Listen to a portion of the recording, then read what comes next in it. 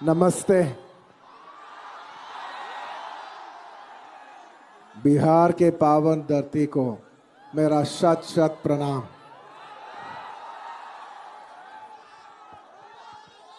पहली बार बिहार आया हूं। आपका प्यार और आपका स्वागत के लिए बहुत बहुत शुक्रिया।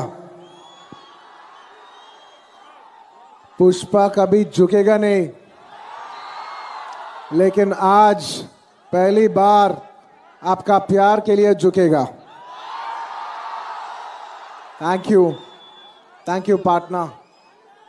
बहुत प्यार दिए आप, बहुत बहुत शुक्रिया। कैसे हैं आप?